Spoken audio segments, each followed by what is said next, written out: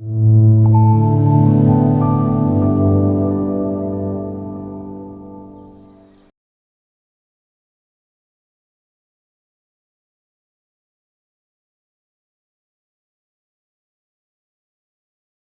question on chakras, Kundalini and sound frequency.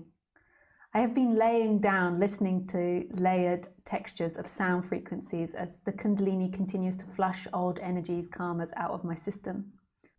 I noticed that if I isolate and focus attention on particular frequencies in the sound space, the energy body and chakras respond. Lower frequencies activate lower chakras, higher frequencies activate higher chakras. With focused attention on a frequency, it seems to accelerate the flushing out process and clearing of the chakra centers. The question, is this a dead end? Is it better to drop all efforts and to let the Kundalini process unfold without any intentional directing of attention? I hope the question is clear.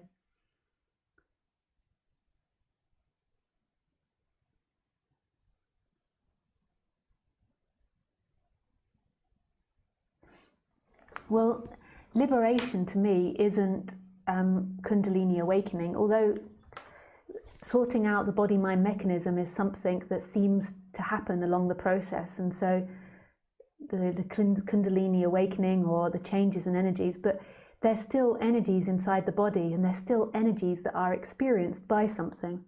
So what is experiencing those energies? So you can have contracted chakras and your Kundalini not awoken, but you can still experience this freedom and for there to be an energetic shift. Like, who experiences the energies? On a human level, I would say putting your attention on it and giving it some space is a wise thing to do, because the human is changing and shifting and growing and evolving and letting go of old karmas. So that's something wise to do, even though it's an illusion that it's you that's doing it. So you feel like you are looking at your chakra energies, but it isn't you that's doing it. It's a happening. And there is something that's watching all of that, that's not involved in all of that. There's something that knows it. So you have these energies, these chakra energies arising in your body, these thoughts arising about it. And then there is this consciousness in which that appears in. And that consciousness isn't limited to anything. That consciousness doesn't need anything to be free. It's here, it's available now. It's the birthright of all beings.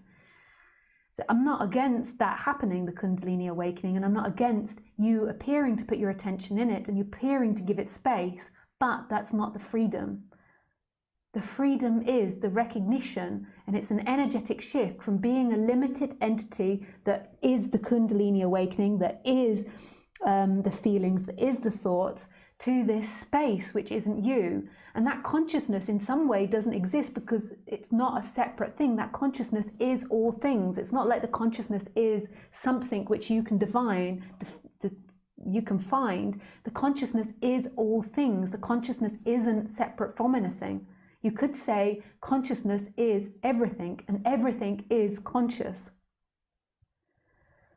So on one side, yeah, give it space and explore and do all of that, but don't believe for a second that that is enlightenment, that that will lead you to enlightenment, because who is waking up? Who? Who wakes up? That person doesn't wake up.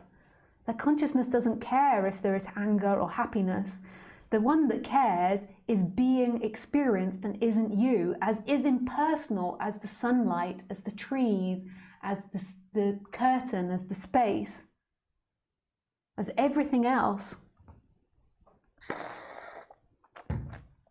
It's as impersonally happening. And that is the freedom.